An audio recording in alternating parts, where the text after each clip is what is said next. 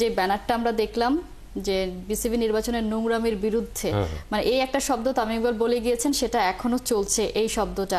এবং আমরা যে এখান থেকে এই তাদের এই বন্ধন মানববন্ধন থেকে আমরা যেটা শুনতে পেলাম যে ঢাকা লীগ বন্ধ হয়ে যেতে পারে, মানে এটা তো শুধুমাত্র একটা নির্বাচনের ব্যাপার না, এখন তো ক্রিকেটারদের রুটি রুজির উপরেও আসলে আঘাত হানার একটা ব্যাপার দেখতে পাচ্ছি। মানে কোন পথে যাচ্ছে? এটা খুবই ঝুঁকিপূর্ণ একটা জায়গায় বাংলাদেশ ক্রিকেট বোর্ড। কারণ হচ্ছে আপনার যদি ঢাকা লিগ না হয়, আপনার আলটিমেটলি ক্রিকেটের সমস্ত পদগুলো আস্তে আস্তে মানে নিচের দিকে যেতে থাকবে। কেন যেতে থাকবে?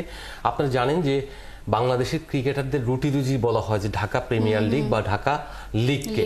আপনার যদি ফার্স্ট ডিভিশন বলেন, সেখানেও তার যার যোগ্যতা অনুযায়ী পেমেন্ট পেয়ে থাকে। আর প্রিমিয়ার ডিভিশন তো ধরেন আপনার যেটা বললেন, আপনারা যারা বক্তা ছিলেন তারা যে বললেন যে 7 কোটি 5 কোটি 8 কোটি টাকা খরচ হয়, কেউ 50 লাখ টাকা পায়, কেউ 30 লাখ, কেউ 10 লাখ 5 লাখ।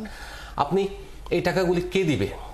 আমিনুল ইসলাম বুলবুল, না ফারুক সাহেব, না অন্য কেউ? বাংলাদেশ ক্রিকেট বোর্ড যদি ধরেন একটা জাতীয় লিগে ওয়ানডে টুর্নামেন্টও করে, এখানে সেই জায়গায় আপনি ম্যাচ ফি নির্ধারণ করবেন সর্বোচ্চ কত? 1 লাখ টাকা। যদি 1 লাখ টাকা করেন, একজন 10টা ম্যাচ খেলবে, 10টা ম্যাচে তার পেমেন্ট হবে 10 লাখ টাকা on an average. Okay, understand. কিন্তু সেই ক্ষেত্রে বাংলাদেশ ক্রিকেট বোর্ডকে কত টাকা পে করতে হবে ধারণা আছে ওনাদের? আপনি যত টাকা এফডিআর আছে, কয়েক বছরের মধ্যে সমস্ত এফডিআর শেষ করতে হবে। কেন শেষ হয়ে যাবে? একেবারে স্পষ্ট। আপনি 12টা ক্লাব নয় তো, শুধুমাত্র প্রিমিয়ার ডিভিশনে 12টা ক্লাব, ফার্স্ট ডিভিশনে 20টা ক্লাব, এরপরে চলতে চলতে চলতে সেকেন্ড থার্ড ডিভিশন পর্যন্ত যাচ্ছে। অর্থাৎ আপনি যদি ওই টাকাগুলি দিয়ে চালাতে পারেন, ওকে, দ্যাটস ফাইন। আপনি বাংলাদেশ ক্রিকেট বোর্ডের ফান্ড থেকে সমস্ত খরচ করে আপনার লিগ চালান। আর যদি মনে করেন না, বাংলাদেশের ক্রিকেটের বেটারমেন্টের জন্য আজ যারা 60 বছর 70 বছর ধরে এই যে ক্লাব ক্রিকেট চালিয়ে বাংলাদেশের ক্রিকেটকে এই প্ল্যাটফর্মে নিয়ে এসেছে, সেই প্ল্যাটফর্মটাকে বাঁচিয়ে রাখবেন, ক্রিকেটারদের আন্দোলনে নামাবেন না, তাহলে আপনারা একটা সমাধানে আসুন। আমার ব্যক্তিগত ইতে থেকে, আগ্রহের জায়গা থেকে আমি বলবো। কারণ হচ্ছে যদি আপনি সমাধান না দেন, তাহলে কিন্তু একটা কঠোর মানে আন্দোলনে যাবে। কিন্তু সমাধানের পথ কি আপনি দেখছেন? কারণ নির্বাচন পেছানোর দাবিটাই সর্বপ্রথম। যদি আমরা বলি আগামীকাল নির্বাচন, সেই জায়গায় আজকেই তো যা ডিসিশন নেয়ার আজকেই নিতে হবে, মানে সমাধানের পথ দেখেন কিনা?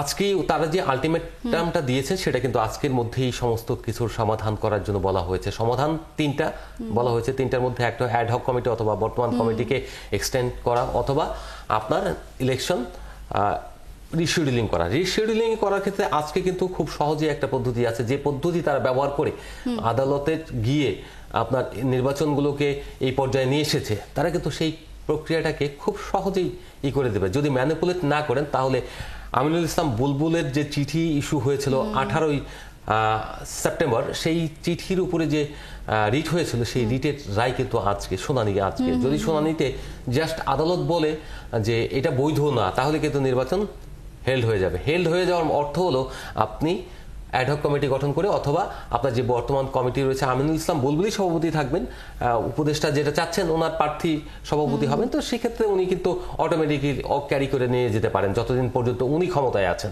উনি ক্ষমতায় না থাকলে তাহলে অন্য কথা। আর উনি যদি আগামী 10 বছর থাকেন, 20 বছর থাকেন, তাহলে ঠিক আছে। উনি বুলবুলকে রাখতে চান বা অন্য কাউকে রাখতে চান, সেটা তার ব্যক্তিগত ব্যাপার, অসুবিধা। যে কোনো মূল্যে তিনি এই নির্বাচনকে প্রভাবিত করতেই পারেন, এটা তার এখতিয়ার। কারণ তার পুরো যেহেতু ক্ষমতা তার হাতে, ক্ষমতার ব্যবহার তো আমরা অতীতেও করতে দেখেছি, আমরা তো কম দেখিনি বাংলাদেশে। দেখতে দেখতে আমরা বুঝতে পারি ওই চেয়ারটার দোষ আসলে যেই আসেন তিনি আসলে ক্ষমতার সুন্দরভাবে ব্যবহার করেন এবং তার প্রয়োজনে ইউজ করেন। তো আমরা মনে করি যে ক্রিকেটের স্বার্থে, ক্রিকেটের প্রয়োজনে এবং ক্রিকেট যেখানে আছে, সেই ক্রিকেটের অবদান কিন্তু ক্লাব থেকে সবচেয়ে বেশি। এবং এই ক্লাবকে আপনি হেও করবেন না, হেও করে কিন্তু ভালো হবে না।